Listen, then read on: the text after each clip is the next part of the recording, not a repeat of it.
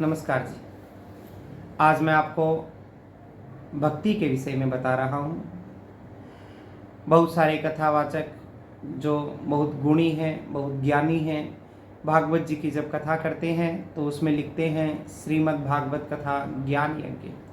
उनके जब भी बैनर पोस्टर सब कुछ देखो तो वहाँ पे यही नाम आएगा, श्रीमद् भागवत कथा ज्ञान यज्ञ। परंतु हम जब से भागवत कथा करना आरंभ किए हैं तब से हमने एक उद्देश्य बनाया कि नहीं, हम वहाँ पे ज्ञान यज्ञ नहीं करके हम लिखेंगे श्रीमद् भागवत कथा भक्ति यज्ञ। हमारी कथा जो है वो भक्ति की कथा है। हमारी कथा जो है उसमें ज्ञान के विषय में चर्चा तो है, परंतु वो ज्ञान भक्ति के उपरांत है।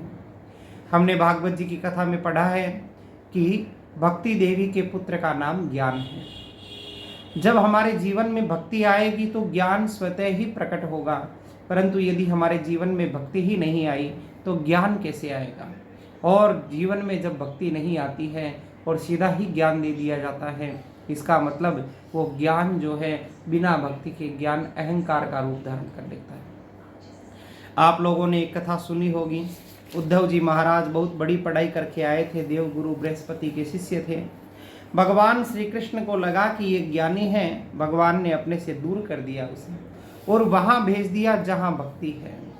मुझे प्राप्त करना है, तुम ज्ञान की दृष्टि से प्राप्त नहीं कर सकते, जाओ उद्धव तुम पहले वृंदावन में जाकर के भक्ति की शिक्षा लेकर के आओ।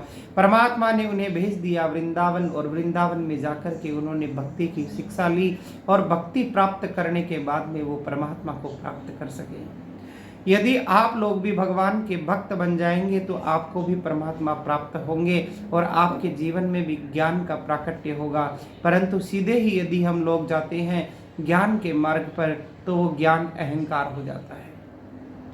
आज संसार के लोग जिसे ज्ञान कहते हैं वास्तव में वो ज्ञान है ही नहीं। ज्ञान वास्तव में कौन सा है? ज्ञान जो भक्ति के फल स्वरूप प्राप्त होता है उसे ज्ञान कहते हैं, उसे आत्मज्ञान कहते हैं। आज संसार में सभी लोग जिसे ज्ञान समझ रहे हैं, मुझे लगता है कि वो ज्ञान नहीं है, वो मात्र एक जानकारियाँ हैं।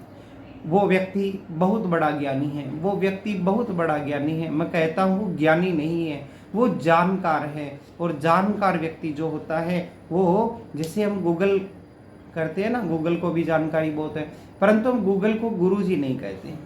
गूगल को गुरुजी नहीं कहते, क्यों नहीं कहते? बोले गूगल को गुरुजी इसलिए नहीं कहते क्योंकि गूगल के पास में जानकारियां हैं और वो जानकारियां उसकी खुद की नहीं है, उसने खुद ने पैदा नहीं की है। जानकारियां कहाँ से आई हैं? बोले जानकारियां लोग उसके अंदर भर रहे हैं।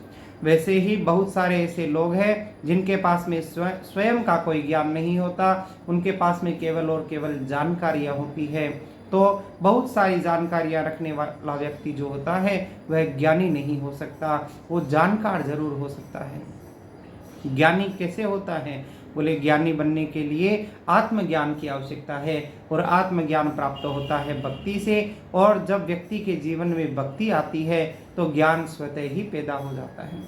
आपने कथा सुनी होगी भक्ति, ज्ञान और वैराग्य के विषय में। भागवत जी का जब आरंभ होता है महात्म्य, उसी समय कहते हैं कि भक्ति देवी के 2 पुत्र और उन एक का नाम ज्ञान और एक का नाम वैराग्य। यदि हम भक्ति के फल स्वरूप ज्ञान को प्राप्त नहीं करते तो वो ज्ञान हमारे जीवन में अहंकार का परिणाम करने वाला होता है, अहंकार देने वाला होता है। इसीलिए हमें क्या करना चाहिए? हमें उस अहंकार रूपी ज्ञान को नहीं अपनाना है। हमें क्या अपनाना है? हमें भक्ति अपनानी है। और भक्ति के फलस्वरूप जो ज्ञान पैदा होगा वही ज्ञान वास्तव में आत्मज्ञान माना जाएगा।